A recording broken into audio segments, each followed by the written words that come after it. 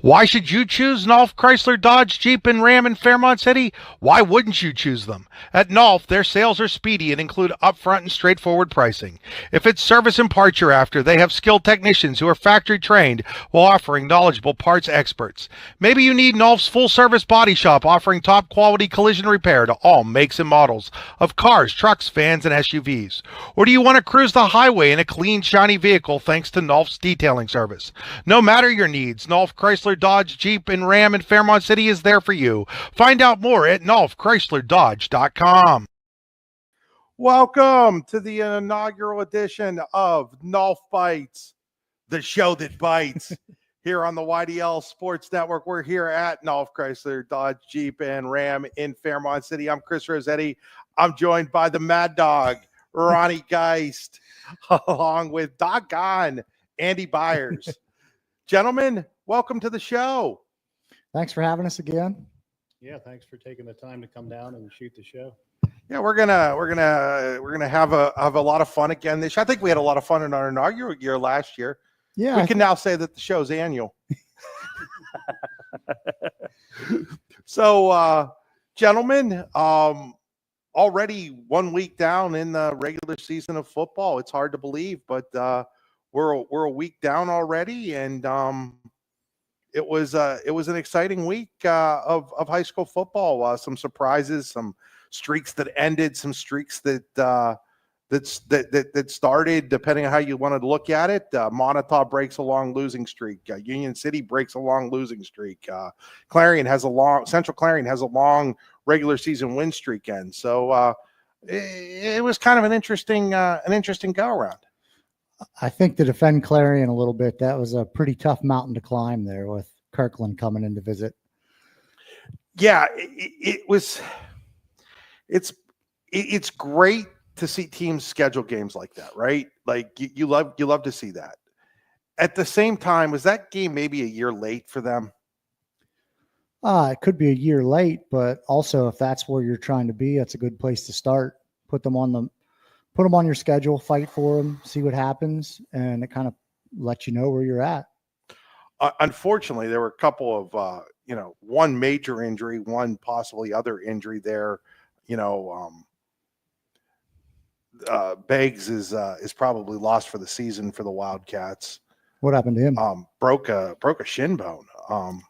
And then I hear that Hayden Hyman might be out too. And so those are two really big losses going into what all of a sudden is an important game with Keystone on Friday night. Game you can watch right here on the YDL Sports Network. But Keystone also had a big injury. They had a kid go down. One of their linemen, left tackle, the Fulton kid, ended up being taken off on a stretcher with some sort of lower body injury on Friday night. So the first week of the season, there were some injuries. I know Farrell had an injury to a lineman that could hamper them. And they're a team, when you're talking about that AA field in the state, especially in the western half of the state, I think a lot of people view Central Clarion and Farrell as two of the teams that have a possibility of getting to the state championship game, and already both of them dealing with injury. Plus, Farrell lost that, right? Farrell lost by 1. Yeah, they lost. And again, that's a game that when you look at it, playing a Hickory team, that's another really good team, 2-time defending champs in 4A in District 10. So, you definitely like to see those teams, Andy, bring up and play great competition early on in the season. Yeah, definitely. I think that pays off down the road once you get into the playoff season, barring you don't get injured. But the heavier competition kind of lets you know where you're at, where you need to be, what you need to work on. So I think it's good to get out there and play those teams. Yeah, no question. And Ronnie, you put together this using AI. Yeah. As we move into doing things easier, not work smarter, not harder. He's a cheater. Well, if it's AI, it's right. I tried. You use Chat GPT for this? Yeah. Yeah. See, I was using Grok, and what I was finding with Grok, I tried to use it to just tell me, hey, here were the picks that we do every week, right? Tell me who got what got wrong. Grok was so wrong. It wasn't worth my time and energy. Now I put it into Chat GPT, much better. Well, from my little bit of understanding of it, Gronk's a little bit more like if you're like a computer guy, which I am by no means a computer guy, where ChatGPT seems to be a little bit more user friendly.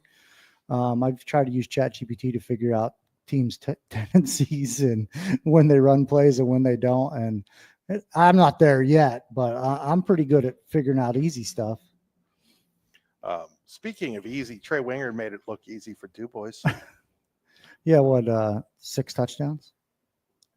Passes. Yeah, 6 touchdown passes and a touchdown running, if I'm not mistaken. That's guess what? He was player of the week. Who would have thought? Yeah, right. Yeah, who would have thought? I mean, sounds like he deserves that a little bit. Yeah. How good was General McClain? General McClain should be a pretty decent team this year.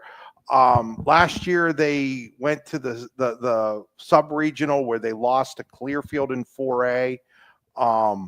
It was an interesting that was an interesting game that went back and forth, and but they lost their quarterback and his twin brother who was a receiver. But offensively, I watched. I didn't go to the game, but I went back and I watched it. CVB Media, Dave Glass does a great job with their broadcast, and I watched a lot of that game.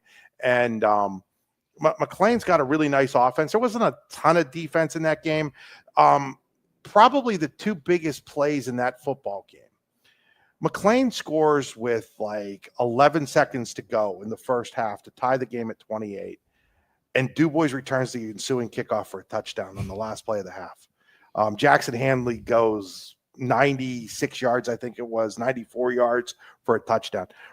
Ronnie, how backbreaking is that? It's hard to put into words. I mean, we always say, just get them on the ground. It doesn't matter when, how, push them out of bounds, trip them.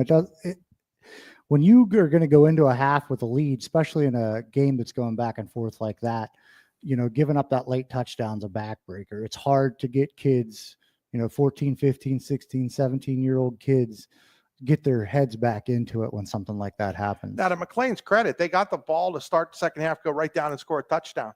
But see, that's the difference. You scored that touchdown, you're up 35-28 as opposed to being tied at 35. And then the other really big play in that game, there was a ticky-tack late hit call on Du Bois or targeting call or whatever you want to call it. And I feel like the call was only there because the kid got hurt, because the flag didn't come out until way after, right? Okay, it happens sometimes, right? That set McClain up with like a 3rd and 1 inside the Du Bois 20-yard line. And Du Bois came up with the stop and didn't give up the first down. And that game at that point was, I think, 42-35. And they were able to turn it and then go in for another touchdown. And so those 2 plays, those 2 situations in that game were the biggest plays of the game. We had an interesting call. Downfield pass, wide receiver catches it. Our lineman sprinting downfield to help block. Gets there right as the tackle's made, and they called aiding the runner. Now, I understand that with the tush push, but I've never seen it called in that circumstance. What did he do? So as the wide receiver's going down, he came up behind and tried to block the guy off. And instead ended up. But the receiver was already down. He didn't gain any yardage from it. Oh, so he didn't actually block the receiver. He didn't actually touch the receiver. He just touched the blocker. Yeah. So there was our lineman was running down. Interesting. And by the time they made contact, the whistle, it was. What did you see, Andy? As far as the Red Bank game? Yeah. In the play that Ronnie's talking about. That was kind of hard for us to tell up in the stands. Honestly, I didn't even know what they were doing at the time. So that was an afterthought. So I can't really speak too much on that. Generally, that's made to keep the tush push from happening, is my understanding. I've just never seen it called in that situation, I guess was why it was interesting. Sideline. Yes. Came from the side. But as you drove, You guys yell? I'm sure. I'm sure. Were you up in the booth, Ronnie? I was. Do you have your little iPad there so you can go I back? reviewed it a few times. Yeah. AI can't do that for me yet. A whole different ball game though with those iPads up there in the box now from like when you were playing. Yeah, we didn't get yelled at till the next day. Me and Andy. As you came in, you saw our beautiful field down there. Yeah. Number 1 field in District 9, you'd say? You being a little facetious right now, Ronnie? Possibly. You trying to get Who has the worst field that you've encountered? D9, D10. the worst? Who has the best? Start there first. Boy, I'll tell you what. I was at Brookville on Friday night, so I realized there's a little bit of a bias because I was just there on Friday night. Wow, what a facility now. They put that turf in last year. We had our own booth with like 4 chairs. Like there was plenty of room for Coach Al, who was doing stats, and Coach Weiser and myself to be in there. And we had a sliding door that separated. Brookville's got a Class A facility now. I mean, Class AA facility right now. I don't know if there's anything that, I mean, there's frustrating points at like a place like Cameron County. The press box is like one of those old school, like worse than what Red Bank had before they built theirs. Like it's like a 2-story open thing, and it's just basically has enough room in it for the coach and the clock operator, maybe one radio guy. That could use an upgrade, but I get it. It costs money to upgrade those things, right? So I don't know, like, I don't pay a ton of attention to field conditions because, like, sometimes I feel like that's not fair for me, especially as the year goes on and, you get multiple games on grass fields, it's going to get torn up. I know what your frustration here is at Red Bank. You hadn't even played a game yet, and you've got brown grass. But didn't they do something with the drainage or sprinkler system over the summer that caused some of that? From my understanding, yeah, they did dig up some of the sprinklers to use them, so we have some patches throughout the field. We didn't get much rain the second half of the summer. I mean, the summer was kind of weird that way, right? Like we went with we got rain a bunch early and then nothing for like it sprinkled a little bit on my way down. I don't know. Did it rain down here today? Yeah, it did a little bit. Rain down here a little bit today. So. Yeah, it's just upsetting that field gets used for so much. Football uses it. Soccer's boys and girls soccer's are both going to use it, and it's just rough. Yeah, you wish there was more money out there, right, to put in turf fields in a lot more places. I like the grass fields.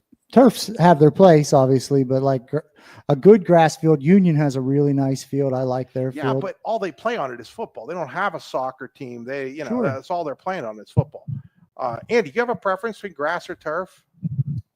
Well, obviously turf looks nicer. I mean, it's faster for the players. Grass might be more comfortable. I don't have a preference that way, I guess, but and as far as costs and stuff, I don't really know what it costs to maintain turf. So even if a school like Red Bank could get turf in place, is it cost effective for them to maintain it? I have no idea on that kind of stuff. I know when you go places, like we just took the youth team to Grove City, they have a nice turf field. Obviously it's cleaner, it's nicer, it looks better, it's more appealing. Was the scoreboard working? The scoreboard was not. They said they had to. I don't remember if they just installed a new one or had to rewire. They just installed a new one, and because the scoreboard wasn't working, they had to move their football game Friday night. They played Fairview on Friday night. And speaking, that was a great game. That game was fantastic, actually. But in fact, Carlos Simino, I hope I pronounced that right, had a 4-yard game-winning touchdown run late in that game. They ended up moving that to Grove City College. Originally, it was moved to Franklin, and then they moved it to the college, which makes more sense at the end of the day.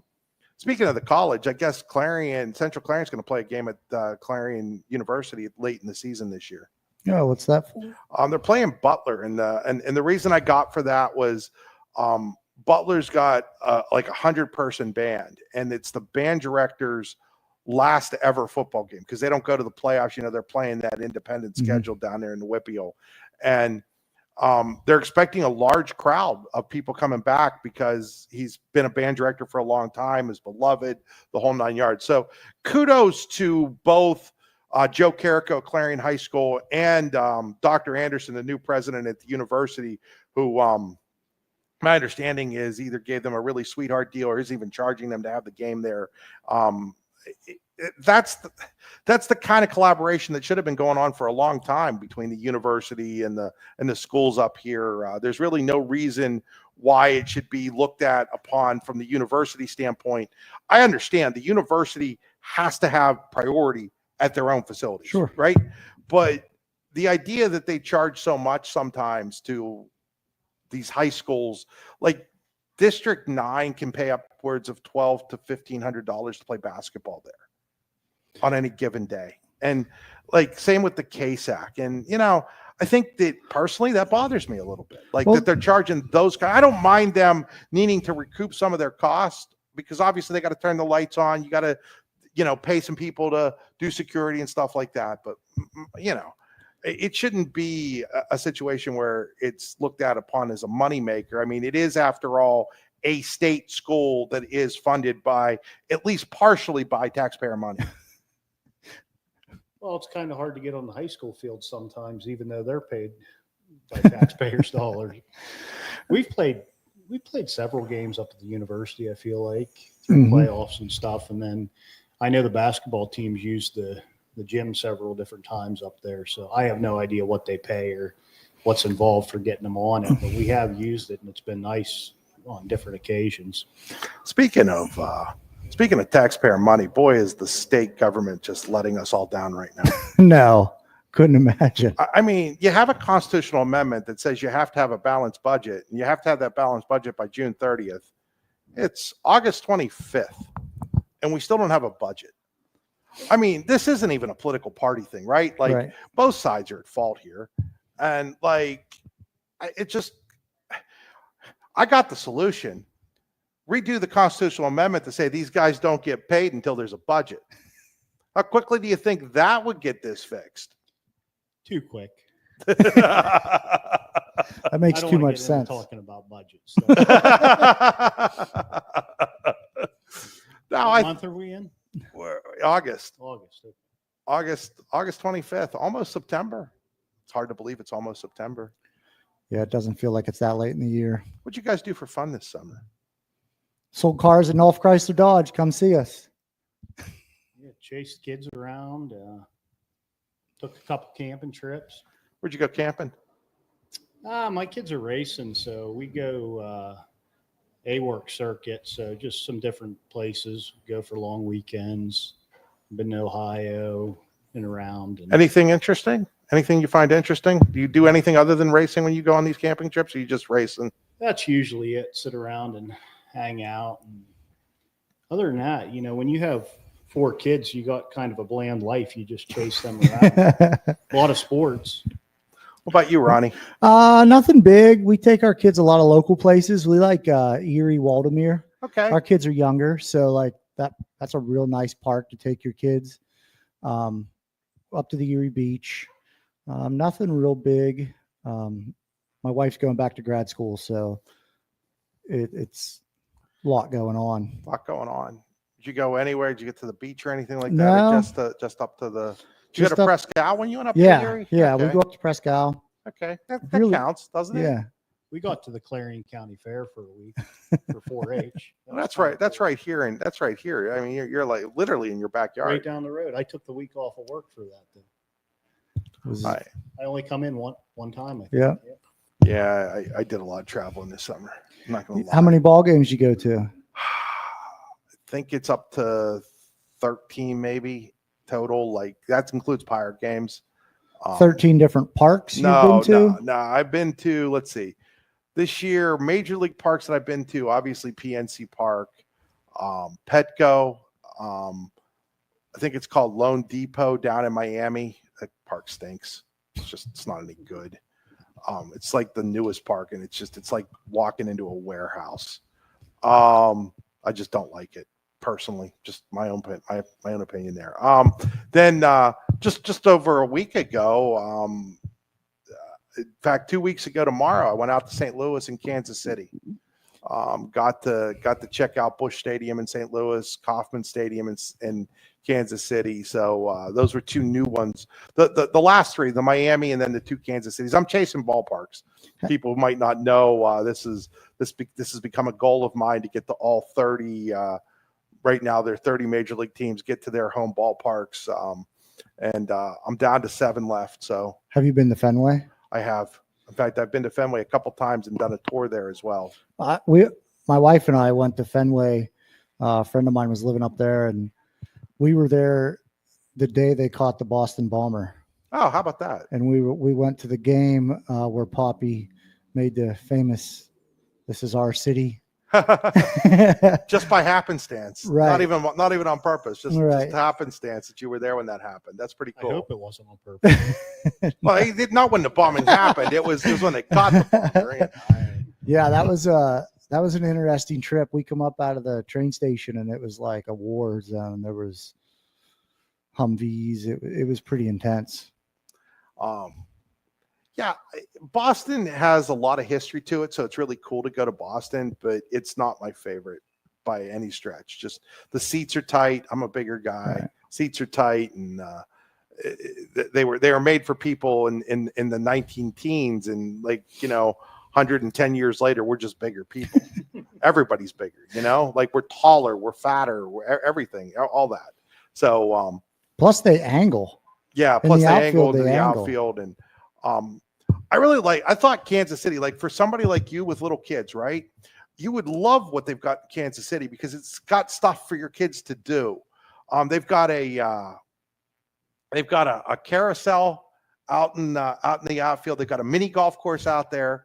Some really cool stuff. I was really impressed. Kansas City. Let me say this. Kansas City is a top-notch vacation spot. If you like anything history-wise or anything like that, I had no idea. Like I figured, I'm just going to Kansas City to go to a ball game, right? Negro League Museum, which was top-notch. National World War I Museum, which was top-notch. I went out to Harry Truman's Presidential Library, top-notch. Didn't have enough time for this stuff, to be honest. Like they kicked me out of the library. Like they literally had to kick me out of it. Are you a history teacher? I am not a history teacher, but I am a history buff. My dad was a history teacher, so that's probably where that came from. It was, and then they have, and I didn't even get to do this. They have the College Basketball Hall of Fame out there, and they have a museum of barbecue. If you're like into barbecuing and stuff, they've got a museum of barbecue. Barbecue out in Missouri was really good. I had these ribs in St. Louis. You talk about St. Louis ribs. Best ribs of my life. Do you take your wife with you, or is this just like a guy thing? This was a guy thing. This trip was a guy thing. Just in general, or does she go to the ball games? Generally, when I go to the ball games, she doesn't go to the ball games. She's like, you'll have more fun if I don't go. And I don't know if that's the truth or not. That's just the way she feels. I think there were some things that I did like early in our marriage where like I was like, I'm not getting up to get you something to eat or something like that, where I screwed up. I was young and stupid. But she stuck with me. She stuck with me all this time. She stuck through me being young and stupid. Right. So, she probably never sees you with this job, does she? There gets to be a point where there's a lot of that where, she's working all day and then I'm working all night. The last, I'd say 5, 6, 7 years, I've tried to do a better job of carving out a couple hours before I really get to doing stuff in the evening. I've learned, again, as you get older, you start to learn, and you learn that work isn't necessarily the be all end all of everything. Like, yes, you need to work. Yes, you need to do it, but you also need to take some time for yourself sometimes. That's the best advice I could give any of the kids that are watching this or whatever. Yes, work is important. Yes, you want to work hard, but you have to find that good balance too. I think both of you guys understand that. Yeah. Work to live, not live to work. Yeah. That's a really good saying. And, I think the best advice my dad ever gave me was the idea that hey, money's important, obviously, but if you can put food on your table and a roof over your head, do something you love to do. Mm-hmm. And I think I've done that, and I'm grateful to the good Lord and all of that for allowing me to do something pretty much my whole career that I've loved to do. Kind of gotten a little deep here today, haven't Right. we? Anything else going on in the football world that you cut on to there? Well, the only thing I really noticed was I was watching your playback on the game, because we had a game, but I really liked Weiser running the Madden sketch pad. Is that new this year? That's new this year. That's new Okay. this year, and I was laughing. The guys from Brookville were over, kind of watching them do it, and I was like, it's kind of early in our pregame, so I figure that the people that are watching our pregame early are the diehard football fans, right? Like, your casual fan's not going to pick up the pregame show at 6:20, 6:30. You can't freeze it in the game and have them do the Madden. Haven't figured that out yet. So critiquing you. No, it was I think he was just illustrating, like, yeah, he was just illustrating what you were going to see happen. It's just basically a black screen, and then he can like draw like he's drawing on the chalkboard, like when he was coaching, and then he's showing you what they're going to do and all of that. And so I was laughing. I said to those guys though from Brookville, I'm like, well, one of two things is happening right now. Either the whole world is turning us off, or there are people at the edge of their seats. And the guys from Brookville are right. They're like, the diehard football guys watching right now, they're at the edge of their seats. Right. I mean, it would take a lot. Weiser would have to pull a lot of things back, because the average person doesn't have an understanding like he does. So I'm sure it takes him a little bit just to think, okay, how do I get this across in a manner that the average person's going to understand? But he's like a little kid in a candy store with it, though. You give the old ball coach the chalkboard, and, right. And he's going at it. And I thought it was pretty cool myself. I did. And I hope other people have an opportunity, whether it's go back and watch it or whatever. And hopefully as the year goes on, we can actually add like some video to it, like you're talking about. And I just got around to sitting down and doing it and figuring it out. So did you watch any of the Port game? I did not watch any of the Port game, but they could have named their own score, which was a little bit surprising. I thought maybe it'll still come out this way, but I figured losing those two linemen, Young and Neely, they were going to take a step back. But against Bradford, they didn't take any step back. It was 70-6 at one point in time. Ronnie said Bliss only carried what, 6, 7, 8, he didn't touch the ball after the 6-minute mark of the second quarter. I mean, so what's he do the rest of the game? Sits there and way to go, guys, way to go. I mean, nice feeling, right? Like, 7 carries, 81 or 82 yards or something dumb like that. And like also caught 3 passes for 39 yards and a touchdown and 2 touchdowns. Had 2 touchdowns catching, 2 receiving. Oh, by the way, he threw a touchdown pass too. He does it all. Yeah. If he's on my team, he takes his helmet, shoulder pads, gets in the stands, because I'm not taking interceptions. No interceptions. I don't think so. What's wrong with him? Yeah, I don't know. Slacker. Isaac Greeley says you're a slacker, Aiden. No, we're just kidding. Aiden, Isaac Greeley from the Rehab Center, one of our great sponsors, but Isaac's a Port Allegheny grad. Nope. Aiden's a great wrestler, and those guys are all big wrestling guys. And Aiden, district champ, I think. Or runner-up, one of the two. I can't remember. Sorry, Aiden, that I can't remember. I'm pretty sure he was district champ. Yeah, he was district champ at like 170 something. And yeah, I mean, it was funny because I was talking to Justin Minkowski, the head coach up there, right? And like, Justin, what's going to be like? You got this lineman. He's like, yeah, we're still work in progress up front, but we still have 31. That's Aiden's number. We still have number 31. I mean, the dude's a stud, obviously. I mean, player of the year in single A last year. 3,000 yards rushing, 58 touchdowns or something, 56 touchdowns. I mean, in any other year, he's all by himself in District 9. He just happened to pick the year that he had that season. You had Jace Ferguson with his 70 touchdowns for Central Clarion. I mean, Bliss's numbers are a whole team's offense. Like a running back's career. Right. That's a whole career. Yeah. Some running backs whole career. Right. Not your average. Yeah. I mean, 3,500 yards in a season. in a season. Like it's dumb. It's unheard of. They need to play Kirtland. Yeah. I'm curious. Well, we're going to find out because they do play Central Clarion in a couple weeks. At Central Clarion, I think it's the 12th of September. They come down and play Central Clarion, so that should be an interesting game. Yeah, that'll be tough. How do you think Red Bank's going to stack up to Union? I think it could. I think that He doesn't want to say it. Right? No, I think that has a chance to be a really good game. Who wins? Man, I keep coming back to, like, when I think about Red Bank, right? I keep coming back to the fact that they have, if not the best quarterback, the second best quarterback in District 9, throwing the ball in Braylon Wagner. It's between Wagner and Wingard as who's the best quarterback is.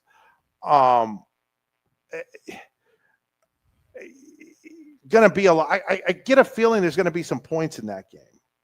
I tend to like Red Bank a little bit more. I think Red Bank had a bigger test on Friday night than Union AC did, but I'm feeling old. Union AC's quarterback is Andrew Kiefer, and Dustin and I have been friends since Dustin was in high school and helping us out on the old D9sports.com. And I mean, I feel old now. Well, all I know is it'll be a much better game if you're going to stream it for the people. Are you there? Nah, we're not doing that because there's another outfit coming down to stream. Okay. So we're not just going to stream it. I might come. I haven't decided. I'm trying to figure out what I want to do on Thursday. I think tomorrow, I think I'm going to do Red Bank boys soccer against Central Clarion. And then we're teaming with a group up in Corey called Deej Experience to do the Clarion Corey volleyball game on Wednesday. The guys at Deej Experience are really good at what they do streaming. They're a streaming company. So we're gonna do some things where they stream and then we're gonna do a more featured like type story. We're gonna feature that volleyball game on Wednesday, try something different, just see how it goes, see what the people think. Right. Always trying to tweak the product a little bit. You see that with adding Larry's chalkboard, brought to you by DE Sports, and I got a sponsor for it, so I had to mention the sponsor with it and that. What do you guys got going on down here before we leave today? What do you guys have going down here at Nolf? Any specials going on? Anything that people might be interested in? Go ahead. As we said before, everything's on special. There's always a great deal, but lots of things going on right now. I think Wagoneers have 0% on them. Some of the half tons have 1.9% interest rates on. So the incentivized rates are pretty strong. And then there's great rebates. Some of our Grand Cherokees have over 10% off on them. So come on down. Ronnie will take good care of you. The price is just an afterthought. The deal will be good. It's true. So come on down, call them. Do you like when people call you and schedule an appointment with you, Ronnie, or do you like it when they walk in? I like when they walk in, but we'll do it anyways. Any way they want to do it. Get a lot of people that reach out via email. We do a lot of things virtually. But we're small, we're old school here. We like to come in, talk to you, kind of get to know you a little bit and make sure, what you're getting is the right thing for you. After 45 years here? Is that what we've been? 1980. Yeah. Wow. 1980. Yeah, I'm 45. Right. In our business, you have to do things right to be this small and do it for 45 years. Yeah, you do. That's great. Celebrating 45 years and come down, see Ronnie, see Andy, get a good car, get a good deal on a car, and everything will be good. Hey, folks, we're going to be doing this all season long. Hopefully, Andy doesn't have jury duty this year and we have to miss anything. Andy's hoping he doesn't have jury duty either, but I think you get like a 3-year reprieve or something, don't you? Isn't there some rule to that? I have no idea. He's hoping. Sounds good. Yeah, it sounds good, doesn't it? It sounds good. Sounds good. So, well, folks, until next week, Chris Rossetti, Ronnie Geist, Andy Byer saying good night.